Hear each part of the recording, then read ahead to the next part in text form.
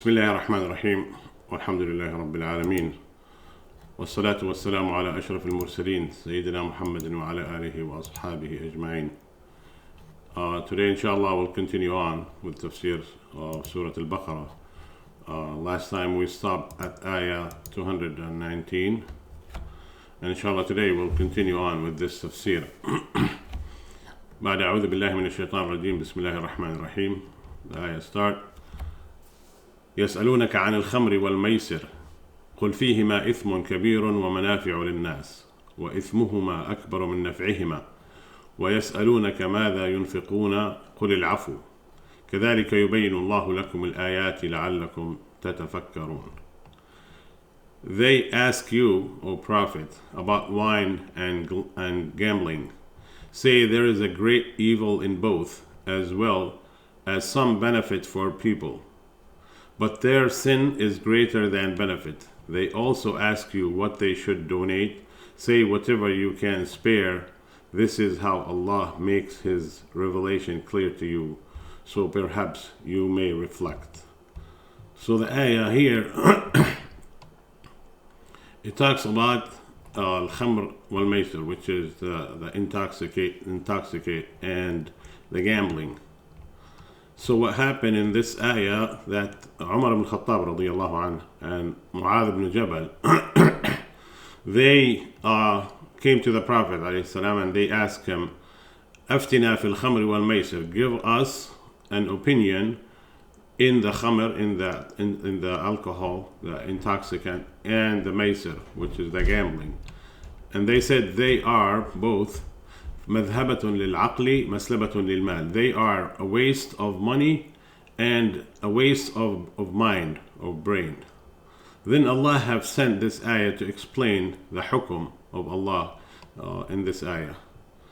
And the ayah mentioned, after they asked about this hukum, and he said, فيهما إثم كبير ومنافع للناس. There is a great sin, but there are some benefits. But what is this? What is the benefit that he's talking about here? The benefit that the khamr or this kind of business, sometimes it makes money for the people. People could benefit out of selling khamr or making business in the khamr, or making business easy money in the gambling. There are some benefits. Of course, there are a lot of loss, but he mentioned, yes, there are some benefits. But he also said, the sin in these two things is greater than the benefits. But if you look at the comparing here between the sin and the benefit, the ayah did not say there is a sin and there is a greater sin, or there is a benefit in those two things and there is less benefit, or there is harm. He did not compare, as you see, like two equal things together, benefit with benefit or sin with sin. No, he mentioned and he said there are some benefit, but the sin is greater than the benefit. So here it tells you that when it comes to comparing some beneficial thing in your life, any action, anything you do in your life, you don't compare benefits only, but you have to look at the hukum of Allah subhanahu wa ta'ala for anything that you do. There is something beneficial, but there is a sin. So which way you should go? Which one you should follow? Definitely you should follow the rule of Allah subhanahu wa ta'ala. If it's haram, you have to stop. Very exact example here that we're seeing today about the election, for example. The election is people saying, oh, there is a good benefit for the Muslim community in the state here if you participate in the election. Well, let's assume this is true. Let's assume that this is a fact. But it is at the same time it is haram, as we know. Like election, it's something that you give wakala to someone to rule on your behalf. You give attorney, like a rule of attorney, for someone to rule on your behalf. And we know that ruling here is not haram. Definitely, it's ruling with a kufr system. Now, everyone who goes for the election, they actually know that it is not permissible, it is haram. But they're saying, yes, we know it's haram, but there are some benefits for the Muslims in that action. And here is, the ayah is very clearly saying, there are some benefits in the khamr, in the alcohol, in the intoxicant, but the sin is greater than the benefits. So the same thing here we're saying, even if there are some benefit of committing something haram, or doing this, or going for this election, the hukum of Allah subhanahu wa ta'ala that if this is haram, you should not proceed, and you should stop, and you should not follow what is beneficial for you in this dunya. You should follow what Allah has commanded us to do. So this is very, very clear. Like the Sahaba, they came to the Prophet, or they said, the Prophet ﷺ, نهانا رسول الله عن أمر كان لنا نافعا وطاعة الله ورسوله أنفع لنا. The Prophet ﷺ has stopped us from doing something beneficial to us in this dunya. But following the rules and commands of Allah and His Messenger is more beneficial. More beneficial, that means following, obeying the rules of Allah subhanahu wa ta'ala is the benefit. Because all the benefits that we're talking about for Muslims is what he gain in the life after, what he get to the Jannah for that benefit. This is the real benefit, and this is how Muslims should be thinking about after this life, not in this dunya. Even if this thing could make you like very, let's say, very rich, very powerful, but if this is against the rules of Allah subhanahu wa ta'ala, definitely we should not follow our desires or benefits or whatever we call it in this dunya. And then in this ayah, the ayah, it does not say that the khamr is haram in this ayah specifically. It is like guidance. It's only saying, yes, the sin in the khamr is bigger than the benefits. But it doesn't say actually in this ayah, it doesn't say it is haram, because the rule of the khamr was not revealed in this ayah. As Al-Qurtubi said, there are, this was the first ayah that Allah has sent, like warning the Muslimin about the khamr. This is like the first ayah. Then the second ayah was sent is in Surah An-Nisa, when it says, وَلَا تَقْرَبُوا الصَّلَاةَ وَأَنْتُمْ سُكَارَى. That ayah says, don't get near the salah when you are intoxicated, when you are drunk. So this second ayah was also another warning that you should not pray when you are drunk. You should not pray. You should not even get close to the prayer, meaning that don't do anything related to the salah if you are drunk, because you should know what you are talking in the salah. Even in that ayah in Surah An-Nisa, the hukum of the khamr was not revealed yet, was not clear yet. It was like warning about the khamr, but it doesn't say the clear cut of the hukum of the khamr. Now the clear cut of the haram, of the hukum of the khamr, was sent or revealed in Surah Al-Ma'idah, when the ayah sent to the Prophet ﷺ says, إِنَّمَا الْخَمْرُ وَالْمَيْسِرُ وَالْأَنصَابُ وَالْأَزْلَامُ رِجْسٌ مِنْ عَمَلِ الشَّيْطَانِ فَاجْتَنِبُوهُ. This was very clear.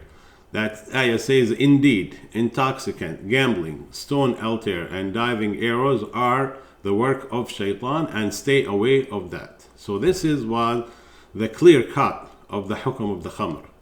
So in that last ayah, the khamr became haram. Before that, the khamra, the alcohol, the intoxicant, was not haram. We have to know that.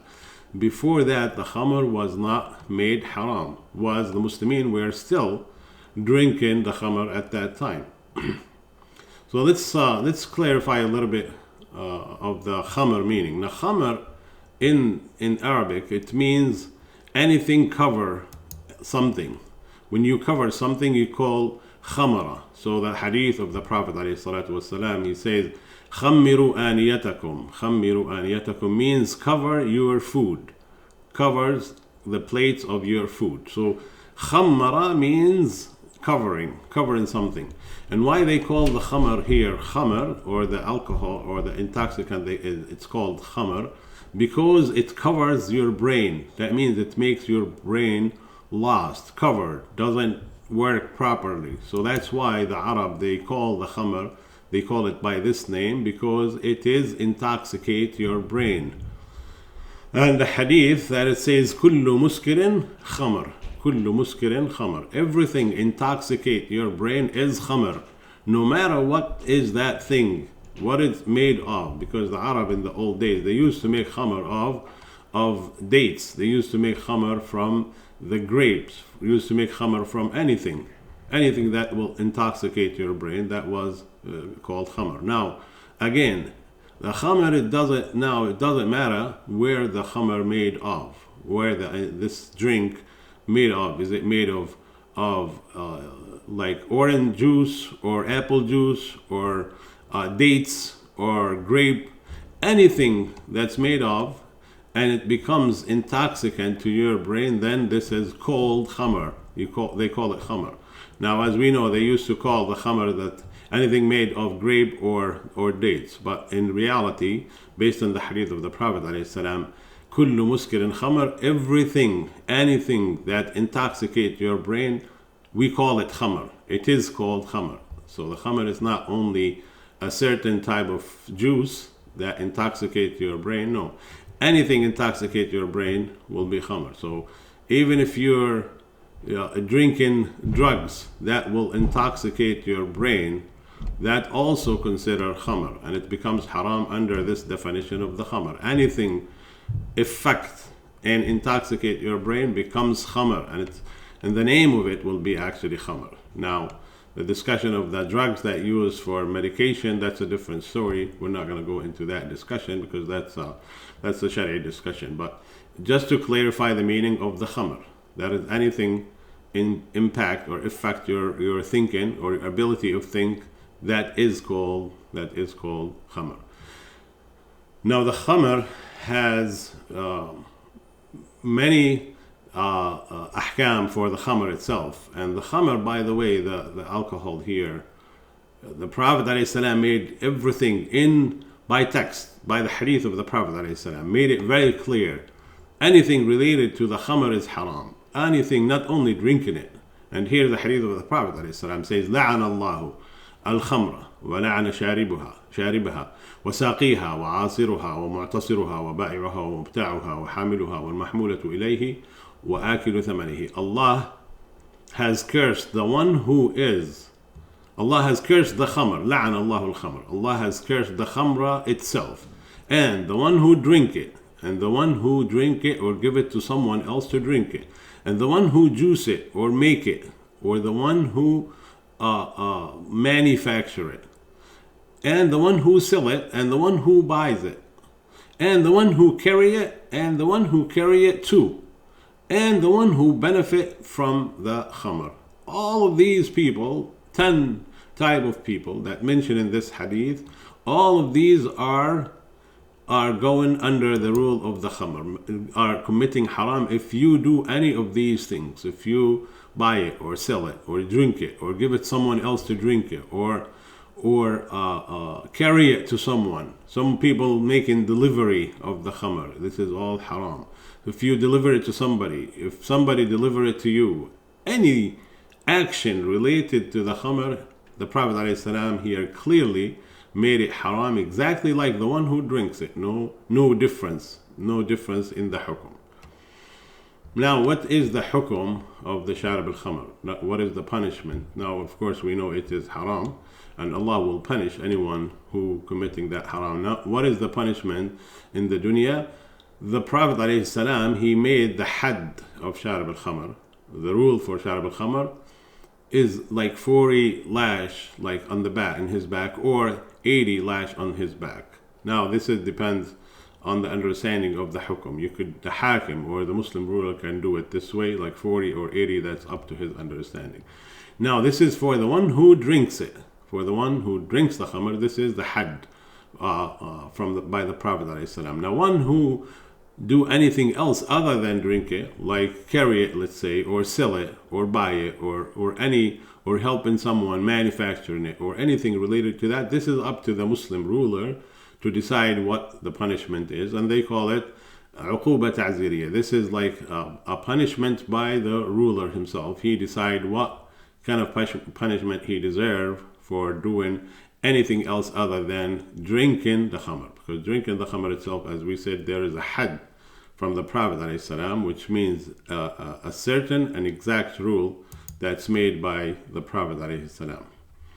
And then the rest of the ayah says, وَيَسْأَلُونَكَ مَاذَا يُنْفِقُونَ قُلِ الْعَفُوِ. They are asking you what they donate. Say al-afu. Al-afu is like any extra money that you have, any extra over what you need. This is where you make your sadaqah, your charity. So you don't make charity if you are in need of your money. Only the one who has an extra money that he doesn't need to use it, this is where you make the charity from. The Prophet ﷺ said, خَيْرُ الصَّدَقَةِ مَا كَانَ عَنْ ظَهْرِ غِنًى وَابْدَأْ بِمَنْ تَعُولُ. The best of charity is the charity that you have extra. And start with the ones that you have commitment to, which means the one that you are taking care of. So that means the sadaqah should go to your relatives, your first ones that you taking care of. So you could give charity to the ones that you are taking care of financially. So you could give him of the sadaqah as well. Now the next ayah says, في الدنيا والآخرة ويسألونك عن اليتامى قل إصلاح لهم خير وإن تخالطوهم فإخوانكم والله يعلم المفسد من المصلح ولو شاء الله لأعنتكم إن الله عزيز حكيم. Upon this world and the hereafter, and they ask you concerning orphans, say improving their condition is best, and if you parent with them, they are your brothers, and Allah knows who intends harm and who intends good. Had Allah will, He could have made it difficult for you. Surely Allah is Almighty, all wise. The ayah here talks about the orphans and the money of the orphans. And here says, يَسْأَلُونَكَ فِي الدُّنْيَا وَالْآخِرَةِ وَيَسْأَلُونَكَ عَنِ الْيَتَامَى. They are asking you about the orphans. So what happened is, after the ayah of Surah Al-Isra was revealed, وَلَا تَقْرَبُوا مَالَ الْيَتِيمِ إِلَّا بِالَّتِي هِيَ أَحْسَنُ حَتَّى يَبْلُغَ أَشُدَّهُ. Do not come near the wealth of orphan unless intending to enhance it. This ayah was revealed in Surah Al-Isra. Don't even get close or near the wealth of the orphans. The Sahaba, they became very, very careful about the money and the wealth of the orphans. So they start separating their money, and they actually separated even the orphans themselves from their daily and their social lives, just because they were very careful. They wanted to be away from the money and the wealth of the orphans. So they separated their money and they separated the orphans themselves, just out of carefulness, to be aware and to be away from the money and the wealth of those orphans. So that was like making the orphans isolated from the Muslims, from the Muslim families and the ones who are taking care of them. So Allah has sent this ayah to talk about the money and mixing and working and living with the orphans. And it says, وَيَسْأَلُونَكَ عَنِ الْيَتَامَى. They're asking you about the orphans. Allah says, إِصْلَاحٌ لَهُمْ خَيْرٌ. Enhancing and taking care of their wealth is good, and it is the best. وَإِن تُخَالِطُوهُمْ فَإِخْوَانِكُمْ. And if you mix with them, that means you live with them, have them live with you, and be careful about their money, this is the best. So Allah is encouraging the Muslims here not to separate those orphans just because they're careful about their money not to be mixed up with the other family money. No, He's saying you take care of their money and be careful about their money. At the same time, you make sure you socialize with them, you live with them, you have them live with you, and you take care of them, because those orphans, they need help. They are usually young and they need help, and they need those people who taking care of them. They need to take care of their affairs. So that's why He's saying, وَإِن تَخَالِطُوهُمْ فَإِخْوَانُكُمْ. If you live with them, they are your brothers, and you have to take care of them as your brothers. And the rest of the ayah says, وَلَوْ شَاءَ اللَّهُ لَأَعْنَتَكُمْ. If Allah wants, He would make it difficult for you. He would make it difficult for you in the mixing with the orphans. But Allah is making it easier, and He's saying, take care of their money, be careful with their money, don't take their money, don't take their wealth, and don't mix their wealth with your wealth, but you have to take care of them and have them living, socializing with them, and living with them a very normal life to take care of those orphans, because they always need a very good care. And then the next ayah, now it talks about something else. The next ayah talks about marrying a people or women from the people of book. So the ayah says, وَلَا تَنْكِحُوا الْمُشْرِكَاتِ حَتَّى يُؤْمِنُوا وَلَأَمَةٌ مُؤْمِنَةٌ خَيْرٌ مِّن مُشْرِكَةٍ وَلَوْ أَعْجَبَتْكُمْ وَلَا تَنْكِحُوا الْمُشْرِكِينَ حَتَّى يُؤْمِنُوا وَلَعَبْدٌ مُؤْمِنٌ خَيْرٌ مِّن مُشْرِكٍ وَلَوْ أَعْجَبَكُمْ أُولَٰئِكَ يَدْعُونَ إِلَى النَّارِ وَاللَّهُ يَدْعُو إِلَى الْجَنَّةِ وَالْمَغْفِرَةِ بِإِذْنِهِ وَيُبَيِّنُ آيَاتِهِ لِلنَّاسِ لَعَلَّهُمْ يَتَذَكَّرُونَ. Do not marry disbeliever women until they believe. For a believing slave woman better than a free disbeliever, even though she may look pleasant to you. And do not marry your woman to disbeliever men until they believe. For a believer, slaven man is better than a free disbeliever, even though he may look pleasant to you. They invite you to the fire and the hellfire, while Allah invite you to the paradise and forgiveness of His grace. He makes His revelation clear to the people, so perhaps they will be mindful. So the ayah here, it talks about marrying a Muslim woman from a non-Muslim and marrying Muslim man from a non-Muslim woman. Now here the ayah, let's start with this. It's very clearly saying that marrying Muslim woman from non-Muslim is haram, and marrying Muslim man from an un-Muslim woman is haram, both ways. So marrying Muslim from a non-Muslim, either man or woman, it's all haram. This is the general rule in this ayah. And the mushrikun here, the ayah says, like, وَلَا تَنْكِحُوا الْمُشْرِكَاتِ. The mushrikat, as we know, the one who associated someone else with Allah. So that means here are the disbelievers. So al-mushrikat means the disbeliever. So do not marry any disbeliever, no matter what kind of or what type of disbelievers are, whether they are people of book or any disbeliever. They all haram to marry them. Why? Now why the ayah here makes it haram? Because the end of the ayah says, أُولَٰئِكَ يَدْعُونَ إِلَى النَّارِ. They are calling for the hellfire. So that clearly explaining the hukum of the marrying of a disbeliever. That is haram, because the kuffar are calling for the hellfire.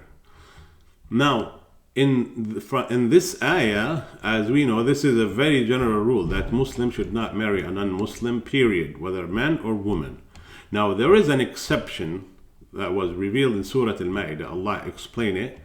اليوم أحل لكم الطيبات وطعام الذين أوتوا الكتاب حل لكم وطعامكم حل لهم والمحصنات من المؤمنات والمحصنات من الذين أوتوا الكتاب.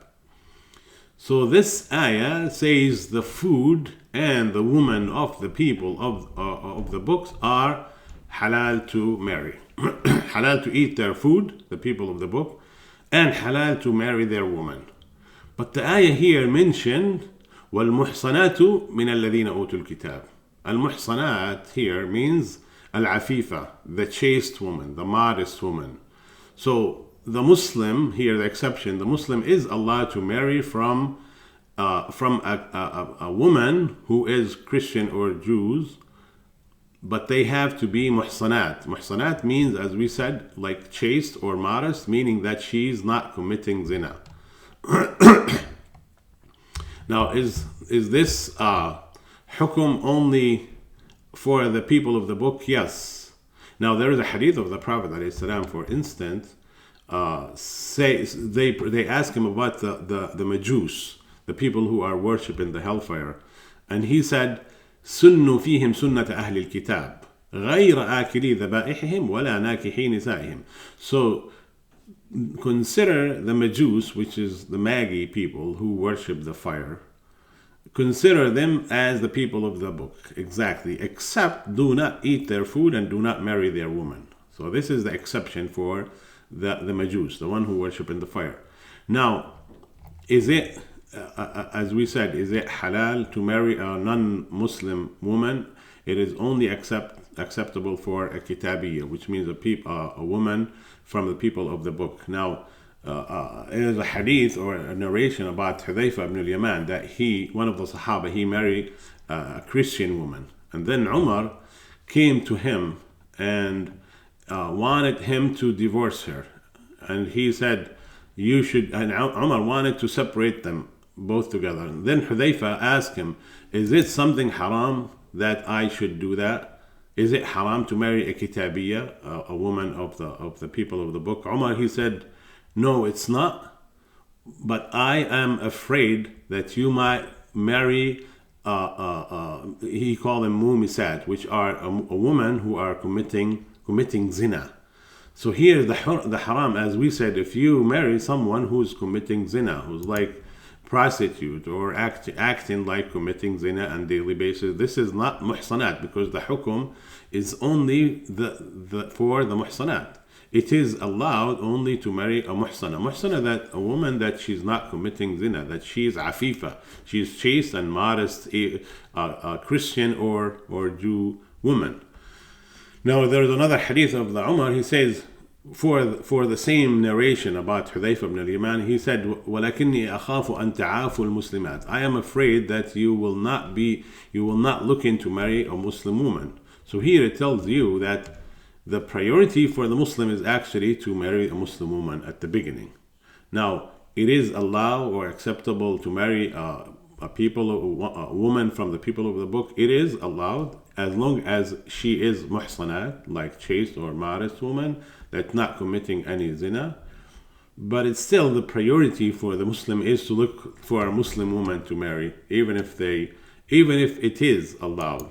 As we said, like in the discussion between Umar ibn Khattab and Hudhayfa ibn al-Yaman, Umar said, no, it is not haram. I'm not saying it is haram, but I'm saying it is better to marry a Muslim woman, because this is the priority, and I don't want you to leave the Muslim woman and marry some other non-Muslims.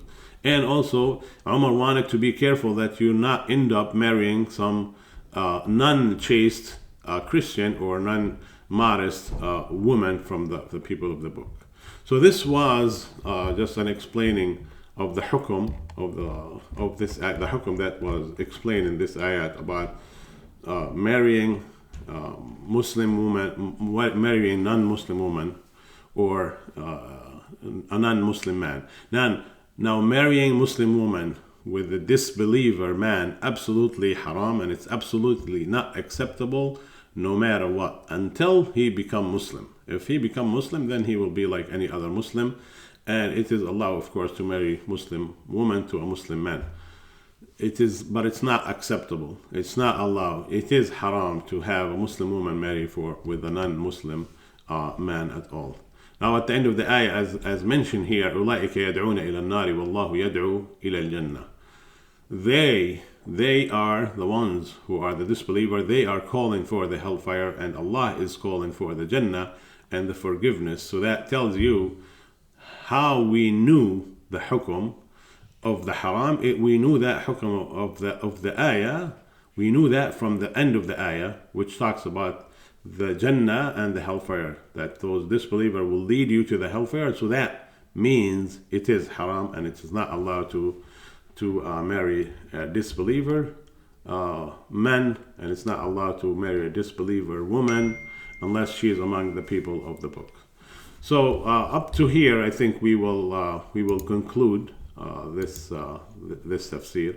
Inshallah, we'll stop right here, and we'll continue on next time. جزاكم الله خيرا والسلام عليكم ورحمة الله وبركاته.